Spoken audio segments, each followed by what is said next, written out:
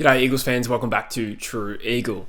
As many of you know, I do a couple of channels. I do True Footy and I do True Eagle. And sometimes I find myself, oscillating between which one I'm focusing on more. And I'm going through a period right now where I've just been doing a lot of content on True Footy, trade news and draft stuff and the live show, of course, and sort of realised, True Eagle has been falling away a little bit. And that's kind of coincided with a particular part of the season where it's kind of gotten a little bit...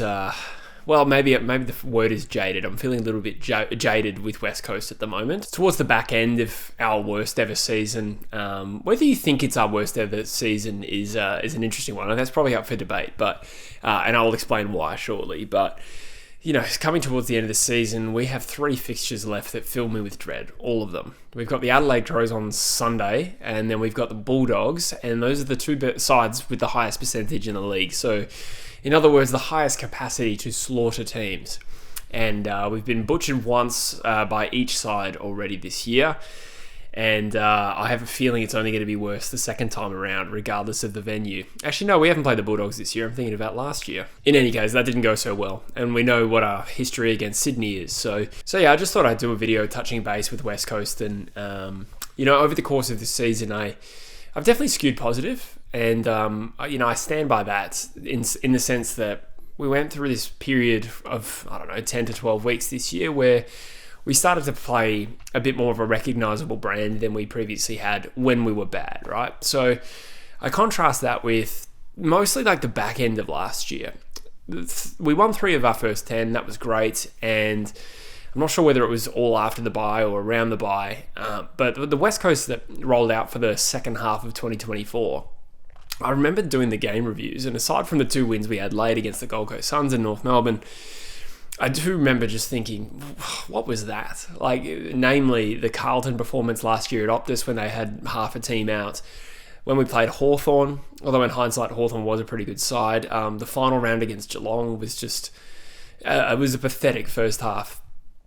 And I would just acknowledge that I suppose we've moved away from that a little bit. I mean, we've been belted this year at times, but I just feel like the manner has been a little bit different. I mean, I remember saying in the first half against Geelong last year, where we were 100 points down at halftime, I remember saying I didn't even have specific things to be angry about because I just didn't see any Eagles players on the screen. It was just that pathetic and that meek. And I suppose to speak to whether this has been our worst season, it will be, like, statistically, we've only won 1 game, and that's almost certainly going to stay that way. But I guess probably the low point, I think, for this football club was 2023. Now, there was an injury crisis, but I still don't know if that really excuses 5 100-point losses, one of them by 30 goals. We conceded 200 points in a game, and we lost by Hawthorn, who was third last, by 114 points or something like that. 116 it was. We lost a derby by 100 points at home in front of a home crowd when we were winning at quarter time, and then we just fell away. I mean, for me, that is far and away the most shameful West Coast has ever been. So that's what I'm really referencing when I'm saying we've had growth this year, because we actually play a particular brand that, arguably we should have had at least 2 wins this year. That game against North Melbourne, I don't think I realised at the time how valuable that opportunity to win was, and I should have, but I just didn't think we'd end the season with 1 win. How depressing is it that I haven't done an Eagles review for a win since late 2024, and that's going to stay that way until at least round 1 2026, because I did not review the St Kilda game this year because I was unavailable. So, having said all that, while I have skewed positive and I suppose generally, broadly speaking, I'm still comfortable with who is there at the wheel. That's probably my main focus. Like, McQualter seemed like a very smart guy. I think I've actually been impressed, I would say, with his ability to get us to play a recognisable brand. It's very rough around the edges, but he has a terrible team to coach, and the team that we're rolling out with every week is not equipped to win games of footy, and that just speaks for itself. I go back to the preseason. I actually did a preseason prediction, and granted, I had us higher than Richmond because I didn't think they would be as good as they are, but I put West Coast second last, which was actually 1 down, obviously, from where we finished last year, and I got a lot of criticism from West Coast fans. Nothing too brutal or anything like that, but a lot of people feeling I'd underrated my own club. and that I'd written us off before the season had started. Well, we've actually failed to reach even my expectations. I sensed this year that we would, when I say expectations, I'm really talking about wins and losses. That is by far and away the most disappointing element of this year. But I did suspect that this would be a tough year for us, given how talent deficient this team is, okay? And I do accept that it's going to take a long time to rectify that, but I did see it coming, just maybe with ideally like 2 to 3 wins. I thought that would be enough to avoid the spoon this year. Again, underrated Richmond there to a large extent. But, we've been unlucky. I think we've been unlucky as a footy club. I know that sounds gross to say. People don't like excuses, and I will say it only on this True Eagle fan channel. But, when you consider the injury crisis and then this year, we only had about 3 good established players going to this year. And I really don't think I'm exaggerating how unlucky we were to lose all 3 of them. 2 of them are reigning All-Australians, in case anyone's forgotten. Jake Waterman won All-Australian last year. He's played, less than half a season this year, and is still our leading goal kicker, I think, or maybe not. I think it might be Cripps now. Jerry McGovern, that is bad luck, whichever way you slice it. And Elliot Yeo not playing a single game this year from a contact injury, doing his knee and his ankle at the same movement. But while that is unlucky, it's just a reflection of how bad the list is that you take those three best players out, and we just don't have much else. And it really just validates this move to go for Liam Baker last year. Not necessarily the method of how we did it. We talked about that a lot on this channel. I was very vocal about being against the way we traded last year. But imagine we didn't have Liam Baker or Jack Graham on the list this year. It would have been even worse. Some other things that you probably wouldn't say are luck, but it's just factors here for us, is that the next layer of half-decent senior players that we had all fell off a cliff, right? So Liam Duggan, I thought, was pretty good last year. It doesn't feel like that, because this year he's had a horrible year. Let's be real. I really do like him as a person, and I have liked him as a player over the years, but this year was one to forget, I think, for Liam Duggan. And I'm talking about the season like it's over, but you know what I mean. Oscar Allen's form this year was a clear big drop-off from last year, and he was playing injured last year. He missed the first half of the season, kicked 23 goals from 13 games, kicked 5.5 against North Melbourne to win that game, and he was a long way off that. I was a little bit defensive of Allen in the first half of this year because I felt that we were delivering the ball poorly, and I stand by that. But there's no doubt he still failed to impact at all on field really for us this year, other than maybe 4 against Geelong. That was a good game. And then Tim Kelly's drop-off, which I think started last year but fell through the floor in season 2025. So that's, 6 players that we relied on somewhat last year that just either didn't play or were just not particularly valuable to us this year. I think a huge element of us having 1 win this year is down to that, and I'm really scratching the surface. I'm sure I could go a little bit deeper. Jamie Cripps is 33 now, probably declining for sure. On the plus side, what we have seen is, I think it's undoubtedly true that the younger players are shouldering more load, and to some extent, like, a lot of them have seen some real growth from that. So I remember saying recently, trying to pick who our best 5 players this year were. I would have Harley Reid in there. I'd have Ruben Jinby in there. I'd probably have Brady Hoff in there. That's 3 youngsters. Harry Edwards is also 25. Liam Baker, of course, who we didn't have last year, but not young, of course. I'm probably missing someone off the top of my head, but I would give all of those players recognition for probably contributing more than they did last year. I know Harley might be down in some stats, and he certainly was a bit more game-breaking than last year, but nonetheless, he is a 20-year-old player that featured in our top 5 this year, and I don't know if he would have been in our top 5 last year. So that part's all valid. But having said all that, while I have, skewed positive a lot this year, I really cannot express this enough. We cannot live in this space anymore. We can never have a season like 2025 ever again. Like, for the rest of time as a footy club, we cannot. Was it as diabolical and shameful and embarrassing, like, in our performances as previous years? It actually wasn't. It actually wasn't. But I've kind of had a gutful of just living in this space right now where it doesn't feel like I support a real footy team. Do you know what I mean? Like, there's no banter to be had. When I tell people that I've moved from Perth to Melbourne and they ask what footy team I go for and I say West Coast, they go, oh, and the conversation just stops dead. There's nothing to discuss, really. And we've been patient. It has been 4 years now. I'm not at all naive enough to say, no, next year we need to see Well, we do need to see massive improvement, but I'm not expecting us to jump out of the bottom 3, to be honest. Even that's where we are right now. If you told someone that West Coast were going to jump from last to third last next year, that's an enormous jump as it currently stands, and we do need to bridge that gap. I'm well aware that rebuilding in the modern era, it seems to take longer than it ever has before, and I don't think rebuilding through the draft has ever been as difficult as it is now. We also paid the price for not so much just the Tim Kelly deal. Obviously, that doesn't help. But, I think that was against the backdrop of an era where we didn't take a lot of first-round draft picks. And that's actually not the sole reason, because you can see there's a lot of clubs that actually don't really rely on drafting well in the first round. I mean, Geelong, Hawthorn, these sides haven't built like their lists over a period of time, including Collingwood actually, through, nailing their picks in the first round. It obviously helps.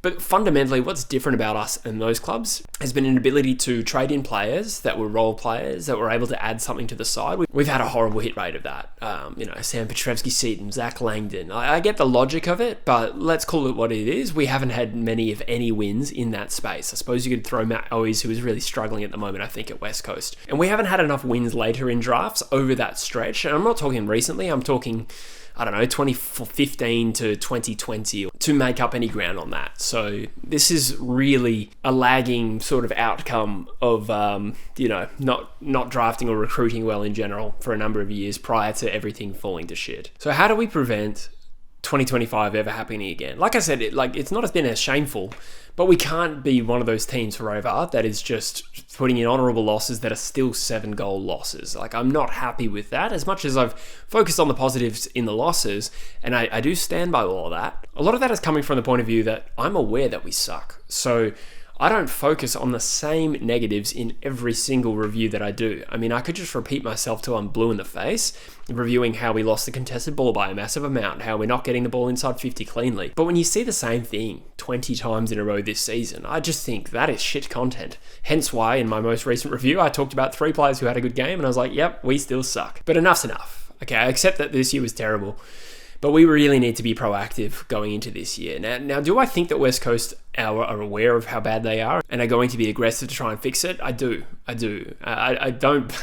I've seen a line trotted out that, West Coast makes a lot of money and they only care about profit margins, and therefore they're happy to keep feeding the supporters shit because they still keep turning up and everyone gets their paycheck. I don't think anyone at West Coast is that obtuse, because everyone knows that this won't last forever. I'm actually very proud of West Coast fans in a way for showing up. The enthusiasm that West Coast fans generally, collectively, have towards their footy club, considering what we've been through as a fan base for 4 years, is actually, I think it's something to be proud of. I mean, it's not something to brag about to other fans, but I've appreciated it. I see it everywhere, whether it be on Big Footy and, everyone getting stuck into the game day threads every week, or you guys, the audience of True Eagle, still showing up, even as diabolical as a lot of our performances have been in the lifespan of this channel. And, our home ground attendances, the way the crowd is at the games, I do admire them for showing up every week, but it won't last forever, and we need to make that meaningful change. It just feels like West Coast is so unattractive right now for players to want to come play for us. What we talked about on this channel, Chad Warner probably would have come to us if we weren't such a unattractive destination right now. I mean, he just signed 2 years to stay with the Sydney Swans. I think he wants to get back to Perth. But West Coast are a little bit untouchable. I think it was just fear for the career move it would be for Chad Warner to come over right now. Fair enough, that's just one. But, Judd McVee, we should be all over Judd McVee. We should absolutely be making him a priority. Yet, I think it sounds like he wants to take less money at Fremantle. We just cannot be in this space for the rest of time, okay? I know everyone knows this. But the time is now. We cannot...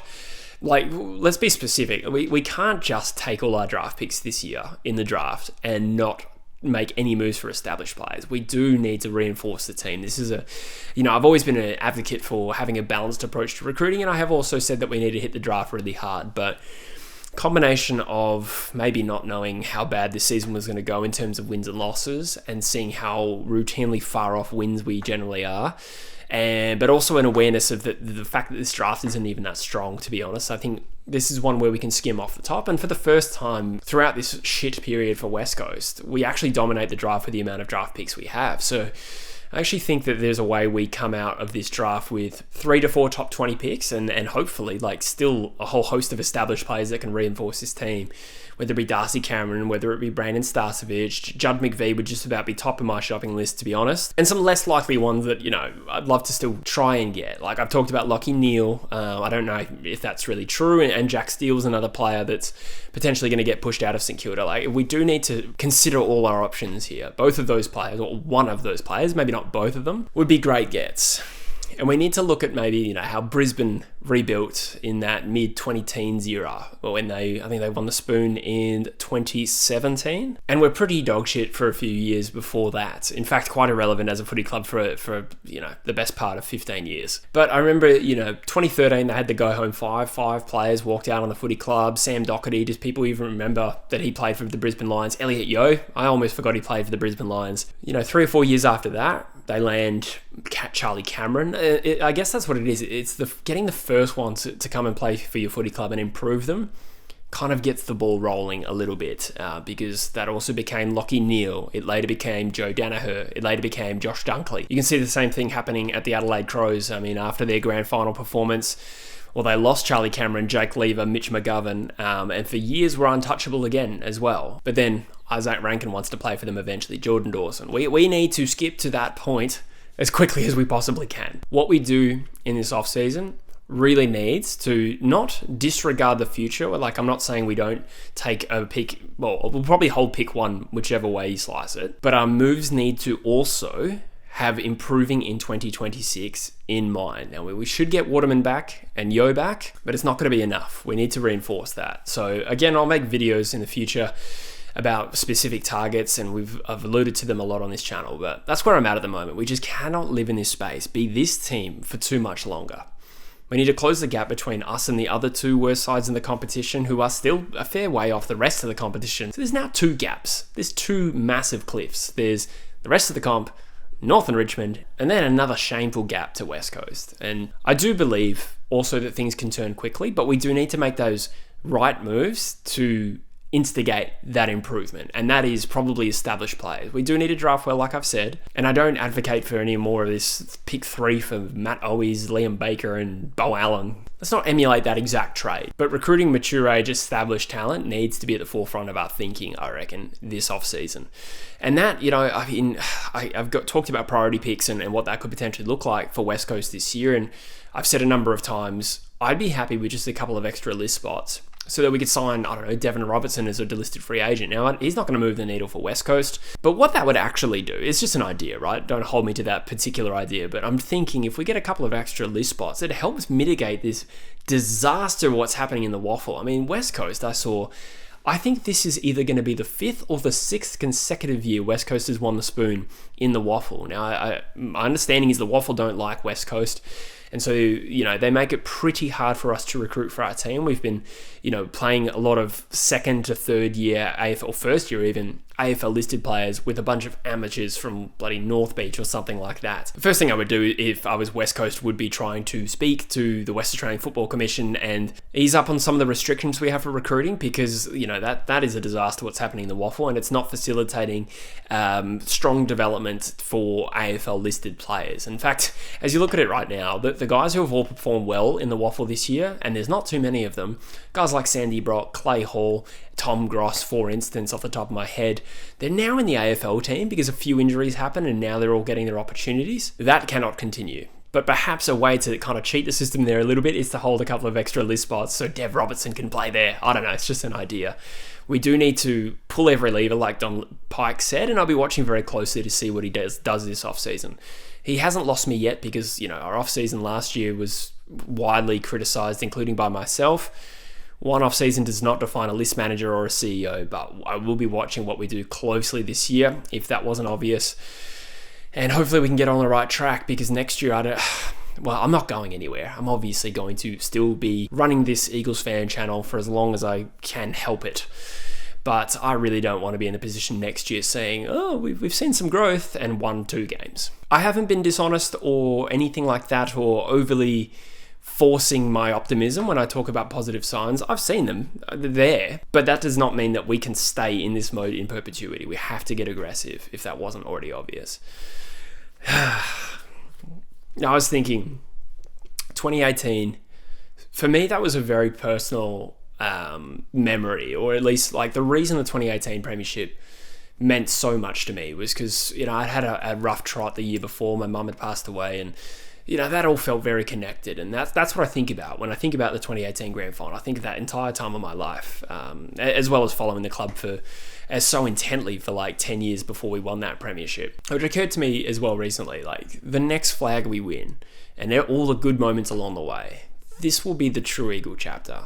I started the channel when we won the Wooden Spoon 2023. I started it January 2024, I reckon. And, I think similar to what Terry says about Blue Abroad, it'd be a cool thing to document our way to the next Premiership. And I intend to be here, but I'm sick of feeling like I don't support a proper football team.